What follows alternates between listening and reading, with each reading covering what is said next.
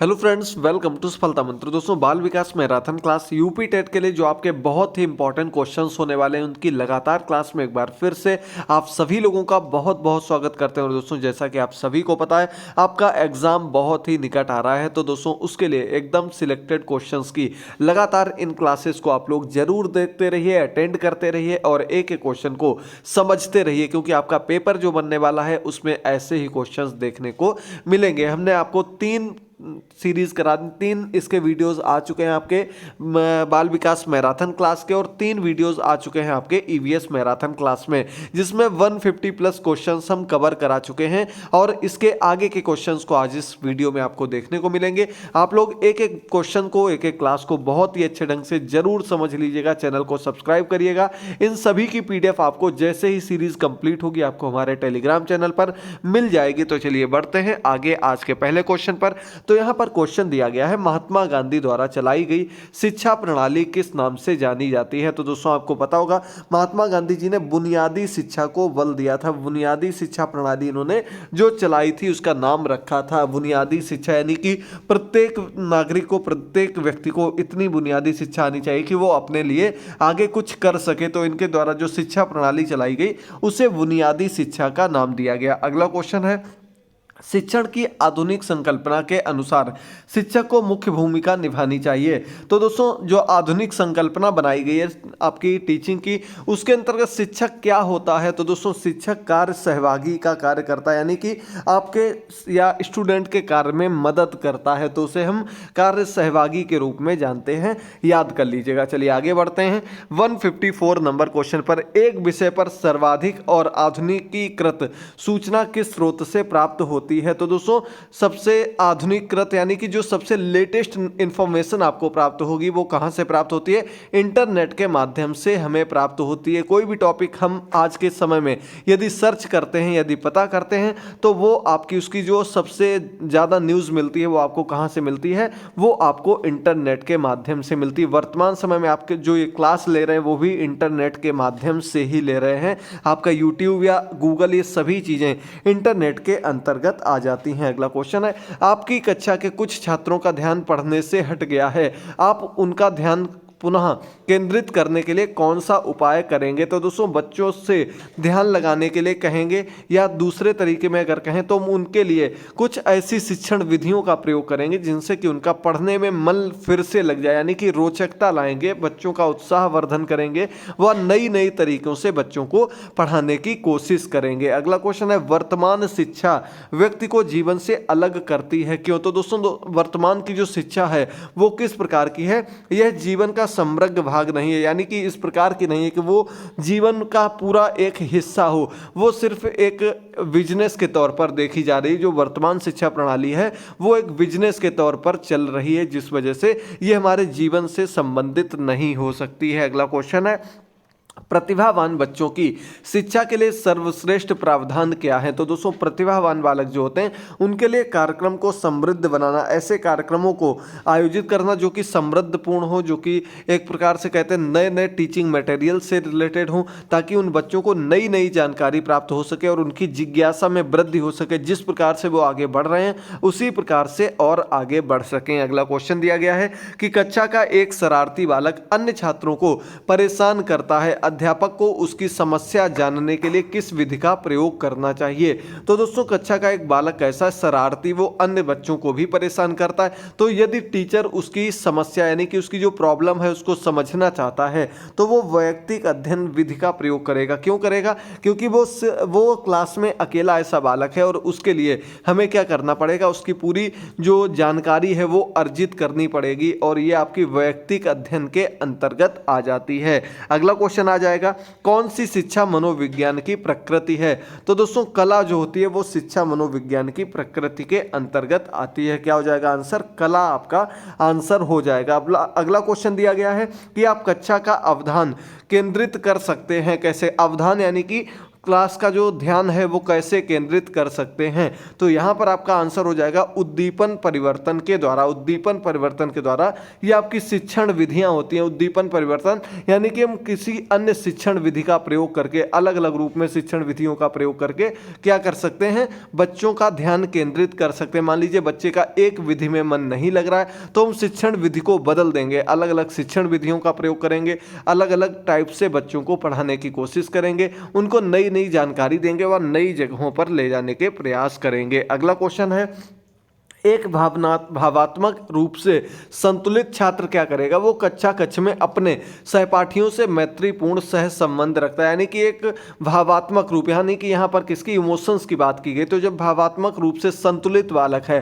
तो निश्चित सी बात है वो क्लास में किसी से लड़ाई तो नहीं करेगा, वो सभी के साथ अच्छा मैत्रीपूर्ण मित्रतापूर्ण व्यवहार करेगा, सभी से बातचीत करेगा, सभी से मिलजुल कर अपने कार्य को आगे बढ़ाएगा। अगला क्वेश्चन है, मौखिक मार्गदर्शन किस शिक्षण में कम प्रभावी होता है? तो दोस्तों मौखिक यानी कि हम ओरली किसी को मार्गदर्शन दे दें तो ये आपका कौशल के शिक्षण में कैसा होता है, प्रभावी नहीं होता, यानी कि कह सकते हैं कम प्रभावी होता है। स्किल डेवलपमेंट के लिए ये प्रभावी शिक्षण नहीं माना जाता है, याद कर लीजिएगा। अगला क्वेश्चन दिया गया, शिक्षक की भूमिका है। शिक्षक की भूमिका किसकी होती है? ज्ञान का स्थानांतरण करने की, यानी कि शिक्षक ने जो कुछ सीखा है या वो बच्चों के लिए जिस प्रकार से पढ़ा सकता है वो अपने ज्ञान को क्या कर रहा है, स्थानांतरित कर रहा है और उसको बच्चों तक पहुंचाने का प्रयास करेगा। तो उसका कार्य क्या होता है? ज्ञान का स्थानांतरण करने का, मार्गदर्शन करने का। साथ ही साथ क्या कर सकता है वो एक प्रकार से पथ प्रदर्शक होता है, ना कि वो आदेश दे सकता है। अगला क्वेश्चन है, कक्षा में शिक्षा प्रणाली कैसी होनी चाहिए? रोजगार के लिए तैयार करती है, यानी कि जो हमारी भारत की शिक्षा प्रणाली है वो रोजगार के लिए तैयार करती है। आपको किसके लिए? रोजगार सृजन देने के लिए इस प्रकार की शिक्षा व्यवस्था है जिससे आपको आगे चलकर अपने जीवन में यापन करने के लिए रोजगार मिल सके, कोई जॉब वगैरह मिल सके। अगला क्वेश्चन है, एक बालक के व्यक्तित्व मापन की सर्वाधिक वस्तुनिष्ठ विधि कौन सी है? तो दोस्तों जो आपका पर्सनालिटी डेवलपमेंट होता है, पर्सनालिटी टेस्ट जो होता है उसको चेक करने की जो सबसे अच्छी विधि मानी जाती है वो आपकी प्रक्षेपी विधि कहलाती है। कौन सी होती है? प्रक्षेपी विधि सबसे अच्छी विधि मानी जाती है आपके व्यक्तित्व मापन की। याद कर लीजिएगा, आपको टीएटी सीएटी परीक्षण जो बताए थे वो आपके प्रक्षेपी विधि के अंतर्गत ही आते हैं, प्रक्षेपी विधि के ही प्रकार के अंतर्गत आते हैं, जो कि मुख्य रूप से बहुत ही अच्छी विधियां मानी जाती हैं। हरमन रोरसा हो गया, टीएटी सीएटी, ये सब कुछ आपको आगे पढ़ने को मिलेगा। आप लोग एक एक चीज को देखते रहिए, समझते रहिए। अब आपकी ये सीरीज लगभग एंड होने को आ गई है। इसके बाद हम लोग जब आगे बढ़ेंगे तो आपको और भी अच्छे क्वेश्चंस मिलेंगे। कल आपको सुबह कोशिश करेंगे कि संस्कृत के एक बार फिर से 50 इंपॉर्टेंट क्वेश्चंस दे दिए जाएं, लेकिन इस बार आपके जो क्वेश्चन होंगे उनको ऑब्जेक्टिव टाइप लाएंगे। तो यदि आप लोग क्लास चाहते हो तो कमेंट करके जरूर बताइएगा। लगातार स्पेशल सटीक क्लासेस आपको हम दे रहे हैं, कोई भी ऐसी जानकारी नहीं देखने को मिलेगी जिससे आपका कोई नुकसान हो। बिल्कुल सटीक आपके एग्जाम में, जब आप लोग एग्जाम दे रहे होंगे तो आपको यही लगेगा कि जी हां, अगर और क्लासेस अटेंड कर ली होती तो यहीं से और भी क्वेश्चन फंस गए होते। अगला क्वेश्चन दिया गया 166 नंबर क्वेश्चन कि कौन सा स्तर शिक्षण का होता है? तो दोस्तों अंतःक्रियात्मक जो स्तर है वो शिक्षण का एक स्तर होता है। याद कर लीजिएगा, टीचिंग का एक लेवल होता है। अगला क्वेश्चन है, शिक्षण के कौन कौन से स्तर हैं? तो यहां पर दोस्तों अंतःक्रियात्मक हो गया, पहचान, प्रशंसा, विश्लेषण, ये सभी जो होते हैं ये आपके शिक्षण के स्तर के अंतर्गत आते हैं। याद कर लीजिएगा। चलिए बढ़ते हैं हम लोग अगले क्वेश्चन को, समझते रहिए और एक एक पॉइंट को याद करते रहिए। चलिए क्या दिया गया, 168 नंबर क्वेश्चन आपके सामने है। बहुग्रेड अध्ययन वह है जिसमें, बहुग्रेड अध्ययन क्या होता है? तो दोस्तों अध्यापक को एक ही समय में एक से अधिक क्लास के बच्चों को जब पढ़ाना होता है तो उसे बहुग्रेड अध्ययन का नाम देते हैं। इसे बहुकक्षा शिक्षण भी कहते हैं। ठीक है दोस्तों, क्या कहेंगे इसको?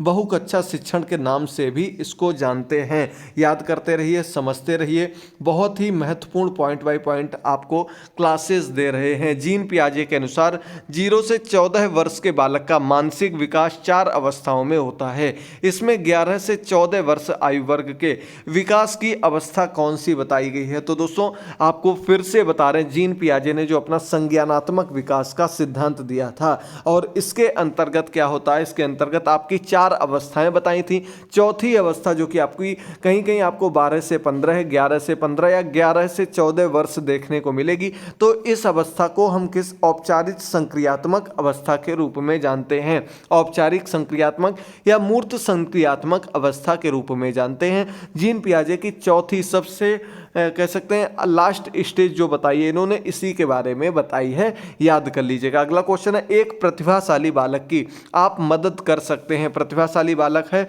और उसकी कैसे मदद कर सकते हैं? उसको और प्रतिभाशाली बना करके, उसके डाउट्स को क्लियर करके, या उस पर और अधिक ध्यान दे करके हम उसको और आगे ले जा सकते हैं। ऐसा नहीं है हम उसके साथ या अन्य बालकों के साथ पार्शियलिटी करेंगे, बल्कि उसको अधिक समय दे सकते हैं। जैसे क्लास के बाद उसको कह सकते हैं कि यदि आपको कुछ अन्य जानकारी चाहिए तो आप ले सकते हैं। अन्य किसी बच्चे के साथ पार्शियलिटी करना ये बिल्कुल गलत होता है। क्लास में हम सभी के साथ समान व्यवहार करते हैं, याद कर लीजिएगा। अगला क्वेश्चन है, एक मंद गति से सीखने वाले बालक को किस सहायता की जरूरत होती है? बच्चा कैसा है? मंद गति से, यानी कि सीखने की गति उसकी धीरे है, तो वो उसकी हम कैसी मदद कर सकते हैं कि किसी तरह की सहायता की नहीं, यानी कि उसकी हम किसी तरह की सहायता नहीं करेंगे, बल्कि उसको सिर्फ हम बताते रहेंगे। वो धीरे धीरे अपनी गति अपने आप विकसित कर सकता है, क्योंकि जब क्लास में अभी अन्य बच्चों के साथ वो पढ़ेगा, उसमें निश्चित तौर पर प्रतिस्पर्धा का विकास होगा, और प्रतिस्पर्धा के साथ साथ वो चीज़ों को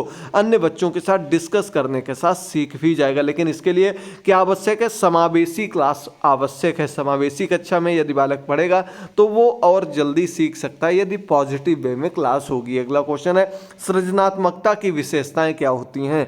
सृजनात्मकता कैसी होती है? एक तो मौलिक होती है। मौलिक का मतलब क्या होता है? यूनिक होती है, यानी कि हमारी सृजनात्मकता अलग है, आपकी अलग है। आप जो चीज़ सोच सकते हैं, आप जिस क्वेश्चन को जिस रूप में हल कर सकते हैं, हम जरूरी नहीं कि आपके जैसे ही हल करें, यानी कि यूनिकनेस होती है। आपके अंदर अलग चीज़ है, हमारे अंदर अलग चीज़ है। लचीलापन, यानी कि ये बिल्कुल एक चीज़ की ओर दृढ़ता इसमें नहीं होती है, किसी भी क्षेत्र से संबंधित हो सकती है। जरूरी नहीं है कि पढ़ाई से ही संबंधित हो। कई लोग ऐसे होते हैं जो अन्य क्षेत्र में अच्छे कार्य करते हैं, यानी कि उनको मैकेनिक गिरी में अच्छा लगता है, उनको खेल में अच्छा लगता है, यानी कि जरूरी नहीं कि वो सिर्फ पढ़ाई से ही या किसी एक क्षेत्र से संबंधित हो। इसमें लचीलापन होता, फ्लेक्सिबिलिटी होती है। अगला प्रवाहशील होती है। कैसी होती है? प्रवाहशील, यानी कि ये धीरे धीरे बढ़ती रहती है। यदि हम उसका सपोर्ट करते रहें, उसको और आगे ले जाते रहें, तो ये दिन प्रतिदिन समय के साथ प्रवाहशील होती रहती, बढ़ती रहती है। अगला क्वेश्चन आपके सामने है, देखिएगा जल्दी से क्या दिया गया। 173 नंबर क्वेश्चन है, 6 से 11 वर्ष आयु वर्ग के लिए अधिगम 6 से 11 वर्ष कौन सी अवस्था होती है? बाल्यावस्था होती है। बाल्यावस्था मानव विकास की दूसरी अवस्था के रूप में इसको जानते हैं, और ये आपके कक्षा कक्ष में ध्यानपूर्वक सुनने की प्रक्रिया है। इसमें आपका अधिगम जो है क्लास में ध्यान से सुनने की प्रक्रिया होती है। अगला क्वेश्चन है, व्यक्तित्व मापन का स्याही धब्बा परीक्षण है किस प्रकार की है? तो दोस्तों प्रक्षेपी विधि भी हमने आपको ऊपर बताई थी, वही आपका हरमन रोरसा स्याही धब्बा परीक्षण, ये आपकी प्रक्षेपण परीक्षण कहलाता है। ये आपकी व्यक्तित्व मापन की प्रक्षेपी विधि कहलाती है, याद कर लीजिएगा दोस्तों। हरमन रोरसा के द्वारा ये आपका स्याही धब्बा परीक्षण दिया गया था। बहुत ही महत्वपूर्ण है, एक एक चीज को आपको मिस नहीं करना, जितना बताते रहें सिर्फ यदि उतना ही पढ़ते रहेंगे 100% मानिए आपका एग्जाम क्लियर हो जाएगा। अगला क्वेश्चन है, किसकी भूमिका पूर्व बाल्यावस्था में बालक के संवेगात्मक विकास हेतु सर्वाधिक महत्वपूर्ण होती है? तो दोस्तों माता पिता की भूमिका जो होती है वो बालक के संवेगात्मक विकास यानी कि इमोशनल विकास में सबसे महत्वपूर्ण होती है। संवेग क्या होते हैं? संवेग इमोशंस होते हैं, और इसमें माता पिता का सबसे अहम रोल होता है। उसके बाद उसके मित्र, परिवार, समाज का अहम रोल होता है उसके बच्चे के संवेगात्मक विकास में। चलिए बढ़ते हैं हम लोग अगले क्वेश्चन की ओर। तो शिक्षा मनोविज्ञान क्या है? तो दोस्तों शिक्षा मनोविज्ञान की एक शाखा है, और ये मानक शाखा कहलाती है। मानक विज्ञान यानी कि स्टैंडर्ड साइंस के अंतर्गत आ जाती है। अगला पॉइंट आपके सामने, मानक विज्ञान क्या है? मानक विज्ञान, इसमें बालक को लक्ष्य केंद्रित शिक्षा दी जाती है, यानी कि एक स्टैंडर्ड एजुकेशन प्रोवाइड की जाती है, उसको लक्ष्य तक पहुंचाने की एक शिक्षा, एक एजुकेशन दी जाती है, याद कर लीजिएगा। चलिए बढ़ते हैं हम लोग एक अगले क्वेश्चन की ओर। तो अगला क्वेश्चन किया दिया गया है कि प्रतिभावान बालक की बुद्धि लब्धि कितनी होती है। प्रतिभावान बालक की हम लोग बात कर रहे हैं तो उसकी बुद्धि लब्धि जो होती है वो 130 से अधिक कही जाएगी। कितनी हो जाएगी? 130 से अधिक बुद्धि लब्धि प्रतिभावान बालक की होती है और ये आपके मेधावी बालकों से की श्रेणी में उसके और ऊपर श्रेणी के अंतर्गत आते हैं। अगला क्वेश्चन है प्राइमरी स्तर पर विकास निर्भर करता है। प्राइमरी लेवल की बात कर रहे हैं हम लोग तो इस लेवल में प्राइमरी स्तर पर अनुदेशन होना चाहिए। फिर से देख लीजिएगा, क्वेश्चन थोड़ा कंफ्यूजन हो गया था। प्राइमरी स्तर पर अनुदेशन होना चाहिए किस प्रकार का? पाठ्य पुस्तक केंद्रित, यानी कि प्राइमरी लेवल पर बच्चों की जो किताबों का विकास किया जाता है वो उनको और अच्छे से रोचक बनाने के लिए किया जाता है, इसलिए पाठ्य पुस्तक केंद्रित, पाठ्य पुस्तक के आधार पर अनुदेशन होना चाहिए। उसके अकॉर्डिंग, उनके पाठ्यक्रम के अकॉर्डिंग ही चीज़ों को बनाया गया, उनकी एज के अकॉर्डिंग। अगला 180 नंबर क्वेश्चन दिया गया, विद्यार्थी का विकास निर्भर करता है। तो दोस्तों विद्यार्थी, किसी भी विद्यार्थी या व्यक्ति का जो डेवलपमेंट होता है, जो विकास होता है, उसके वंशानुक्रम और वातावरण की अंतःक्रिया पर निर्भर करता है। यानी कि एक तो हेरिडिटी होता है, दूसरा उसका वातावरण भी उसमें उतना ही सहयोग देता है, उतना ही योगदान देता है। वो जिस प्रकार के वातावरण में, जिस प्रकार के लोगों के साथ रहता है, वो भी उसके विकास पर उतना ही प्रभाव डालते हैं। अगला क्वेश्चन है, भारत में प्राइमरी शिक्षा किस पर बल देती है? तो दोस्तों भारत की जो प्राइमरी एजुकेशन है, जो प्राइमरी के बच्चों को पढ़ाने की शिक्षा है, वो बोध पर विकास कर, बोध के विकास में, यानी कि सीखने पर, किसी चीज को कैसे नॉलेज गेन की जाए उसमें, उस पर बल देती है। अगला 182 नंबर क्वेश्चन दिया गया है कि बच्चे का सामाजिक विकास वास्तव में प्रारंभ होता है। बच्चे का जो सामाजिक विकास होता है, सामाजिक विकास यहां पर आप लोग समझिएगा पहले कि वो समाज से जुड़ना कब प्रारंभ करता है, समाज के साथ उसे कब अच्छा लगने लगता है।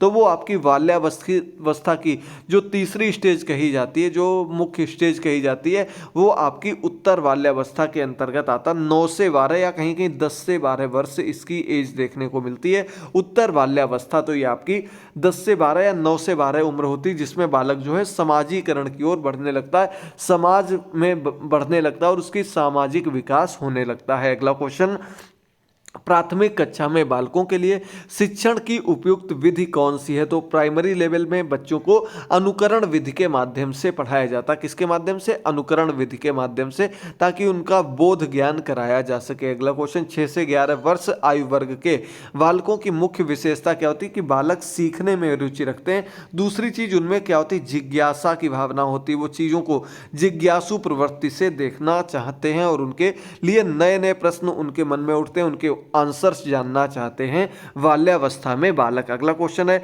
एक बच्चा ईर्ष्या प्रदर्शन करता है, वो किस उम्र में? 12 माह की उम्र, यानी कि 1 वर्ष की उम्र में बालक जो है वो क्या ईर्ष्या का प्रदर्शन करता है। ये उसकी इंद्रिय जनित अवस्था के अंतर्गत आ जाता है। अगला क्वेश्चन है, बालक किस प्रकार से सीखते हैं? तो दोस्तों बालक अलग अलग विधियों के माध्यम से सीखते हैं। उसमें आपकी प्रयोग के द्वारा, विवेचन के द्वारा, प्रश्न पूछकर, क्रिया करके या फिर चिंतन करके, यानी कि इसकी बहुत सी अलग अलग विधियां होती हैं जिससे बालक सीखते हैं। अगला क्वेश्चन, कौशल को सीखने में पहली अवस्था क्या होती है? यानी कि किसी भी स्किल को सीखने में जो सबसे पहली अवस्था होती है वो अनुकरण होती है। अनुकरण के माध्यम से बालक सीखना प्रारंभ करते हैं और धीरे धीरे उस चीज़ के बारे में और अधिक ज्ञान अर्जित करके, सृजनात्मकता ला करके वो उस स्किल को सीख लेते हैं। अगला क्वेश्चन, पढ़ने की तकनीकी जिसका उपयोग तालिका में स्थित शब्दावली तथा प्रसंग में किया जा सकता है, क्या कहते हैं? तो दोस्तों इसे स्कैनिंग कहते हैं। क्या नाम दिया गया? स्कैनिंग का नाम दिया गया और ये आपकी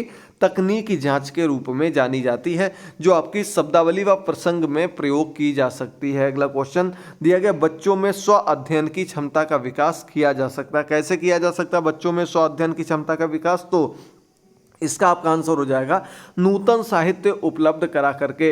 नए नए साहित्य बच्चों को यदि उपलब्ध कराएंगे तो उसके माध्यम से स्व अध्ययन की क्षमता बच्चों में विकसित होती है, वो स्व अध्ययन उनमें बढ़ने लगता है। अगला क्वेश्चन, विद्यार्थियों के साथ संप्रेषण का अर्थ क्या होता है? तो दोस्तों विद्यार्थियों के साथ संप्रेषण यानी कि कम्युनिकेशन, हम उनके साथ कम्युनिकेशन करेंगे, यानी कि वार्तालाप करेंगे, तो अपने विचारों का आदान प्रदान करेंगे, अपने विचारों को तथा बच्चे अपने डाउट्स को क्लियर करेंगे बढ़ेंगे धीरे धीरे। इसी के माध्यम से बच्चों में जो चुप रहने यानी कि डरने दबने की बात होती है वो धीरे धीरे समाप्त होती है यदि हम उनके साथ डेली संप्रेषण कम्युनिकेशन करते हैं। अगला क्वेश्चन, मीडिया का एक उदाहरण जो अधिगमकर्ता को प्रत्यक्ष प्रस्तुतिकरण के द्वारा अधिगम में सहायक होता है। तो दोस्तों शैक्षिक टेलीविजन में जो आपके पढ़ाई से रिलेटेड चैनल्स होते हैं, पढ़ाई के रिलेटेड जानकारी होती है, वो आपका अधिगम में सहायता प्रदान करते हैं। वर्तमान समय में या इसके थोड़े पहले की बात की जाए तो आपको ई पाठशाला के अंतर्गत बहुत से चैनल से, आपके डीडी उत्तर प्रदेश के चैनल से, जिसमें अलग अलग क्लासेस की ऑनलाइन या कह सकते हैं टीवी के माध्यम से क्लासेस चलाई जा रही थी जो कि काफ़ी बच्चों ने एंजॉय की। अगला क्वेश्चन 192 नंबर दिया गया है, मंद अधिगमकर्ता जिनकी शैक्षिक उपलब्धि सामान्य योग्यता से कम रह जाती है कहे जाते हैं। कैसे कहे जाते हैं? पिछड़े बालकों की श्रेणी में इनको रखा जाता है। जिनकी सीखने की क्षमता अन्य बालकों की अपेक्षा कैसी रहती? धीमी रह जाती है, इन्हें हम पिछड़े बालकों की श्रेणी में जगह देते हैं। तो दोस्तों यहाँ तक के क्वेश्चन आपको बहुत ही अच्छे से क्लियर हो गए होंगे। उम्मीद करते हैं आगे भी ऐसे ही क्वेश्चन आप लोग जरूर देखेंगे। कमेंट करके जरूर बताते रहिएगा आपको क्लासेस कैसी लग रही हैं। साथ ही साथ दोस्तों संस्कृत अन्य सब्जेक्ट की जो भी सटीक क्वेश्चंस क्लासेस आपके लिए ला रहे हैं उनको भी बहुत ही ध्यान से देखते रहिए, समझते रहिए, क्योंकि समय कम है। जितना ज़्यादा आप लोग सीख लेंगे उतना ही आपको आगे मदद मिलती रहेगी। अगला क्वेश्चन है, शिक्षा शास्त्र का वह प्रकार है जिसमें विशिष्ट शिक्षा की आवश्यकता होती है। तो दोस्तों शिक्षा शास्त्र यानी कि पेडागोजी वह प्रकार होता है, कैसा होता है कि जिसमें किसकी विशिष्ट शिक्षा, स्पेशल एजुकेशन की बात करते हैं तो विकलांग व्यक्तियों को दी जाती है। यानी कि आपकी पेडागोजी के अंतर्गत जो स्पेशल एजुकेशन होती है वो किसके? दिव्यांग बालकों के लिए, दिव्यांग बच्चों के लिए होती है। अगला क्वेश्चन है, रमेश तथा अंकित की समान बुद्धिलब्धि 120 है। रमेश अंकित से 2 वर्ष छोटा है। यदि अंकित की उम्र 12 वर्ष है तो रमेश की मानसिक आयु आपको बतानी है। बहुत अच्छा क्वेश्चन है। देखिए यहाँ से आप लोग जो ये क्वेश्चन छोड़ देते हैं IQ वाला, अगर टफ क्वेश्चन आएगा तो ऐसा ही क्वेश्चन आपको देखने को मिलेगा। हमको क्या पता है? दोनों का IQ लेवल पता है, कितनी है? 120 है। तो यहाँ पर आपको एक चीज़ और दे दी गई है कि रमेश जो है वो अंकित से 2 वर्ष छोटा है। अंकित की आयु कितनी? 12 वर्ष है। तो आपको रमेश की मानसिक आयु पता करनी है। इसके पहले आपको क्या पता होना चाहिए? पहले आपको अंकित की मानसिक आयु पता होनी चाहिए, फिर हम आगे बढ़ेंगे। या फिर क्या कह सकते हैं हम लोग, अंकित से 2 वर्ष छोटा कौन है? रमेश है। तो इस रूप में भी हम आंसर निकाल सकते हैं। तो रमेश 2 वर्ष छोटा यानी कि अंकित की उम्र आपको 12 वर्ष दी गई, 2 वर्ष छोटा हो गया यानी कि रमेश की उम्र हमको पता लग गई 10 वर्ष हो गई। ये उसकी कौन सी उम्र हो गई? ये उसकी जो वास्तविक उम्र है वो हो गई। लेकिन हमको पता क्या करना है? मानसिक उम्र पता करनी है। तो इसका फॉर्मूला हम क्या लगा देंगे? देखिए IQ का फॉर्मूला क्या होता है? मानसिक आयु बटे वास्तविक आयु इंटू 100। हमको यहाँ से क्या पता करना? उसकी मानसिक आयु का पता लगाना है। हमें IQ पता है, दोनों का सेम है 120, हमें MA पता लगाना है। और यहाँ पर आपका क्या मिल जाएगा? तो 100 से गुणा करेंगे, बटे में अपॉन में 10 आ जाएगा, एक 0 से 0 कट जाएगी और ये आपका MA इंटू 10 आ जाएगा। तो क्रॉस मल्टीप्लाई जब हम लोग करेंगे तो ये आपका इधर नीचे चला जाएगा और ये आपकी उम्र निकल के आ जाएगी 12 वर्ष। सीधे सीधे बहुत ही छोटा क्वेश्चन है, आराम से आप लोग मैक्सिमम सभी लोग इस क्वेश्चन का आंसर निकाल सकते हैं। तो उसकी जब उम्र कितनी हो गई? वास्तविक उम्र 10 वर्ष है तो उसकी मानसिक उम्र यहाँ पर 12 वर्ष निकल कर आ गई। उसका IQ जो था 120 था। बिल्कुल क्लियर करते चलिएगा। अगला क्वेश्चन आपके सामने, छात्र की प्रयोगात्मक क्षमता के आकलन का यथोचित रूप क्या है? तो दोस्तों प्रयोगात्मक क्षमता का आकलन का जो यथोचित रूप होता है वो लिखित परीक्षा होती है, जो उसकी रिटन एग्जाम कराया जाता है वो उसका यथोचित रूप कहलाता है। 196 नंबर क्वेश्चन आपके सामने, कक्षा नायक द्वारा प्रयुक्त मूल्यांकन का प्रकार जो अनुदेशन के समय सीखने के विकास में किया जाता है उसे क्या कहते हैं? तो इसे फॉर्मेटिव मूल्यांकन का नाम दिया गया। मूल्यांकन का ही एक पद्धति है, एक प्रकार है, इसको नाम दिया गया फॉर्मेटिव मूल्यांकन, जिसमें नायक द्वारा प्रयुक्त मूल्यांकन का प्रकार जो अनुदेशन के समय सीखने के विकास में किया जाता है। थोड़ा नया पॉइंट था, नया क्वेश्चन था, नई शब्दावली थी। ऐसे ही आगे भी बहुत अच्छे क्वेश्चंस आपको देखने को मिलेंगे। अब जिस दिन भी इस क्लास को लेकर आएंगे उस दिन आपको डायरेक्टली बचे हुए सभी 100 क्वेश्चंस करा देंगे। भले ही 1 घंटे की क्लास हो जाए तो आप लोग जरूर देखिएगा। कल सुबह संस्कृत के सिलेक्टेड क्वेश्चंस देखने को मिलेंगे। तब तक के लिए जुड़े रहिए, मिलते हैं अगली क्लास में। तब तक के लिए थैंक यू दोस्तों, good bye, take care. Link description में दिया गया, सभी क्लासेस को जरूर देखिएगा।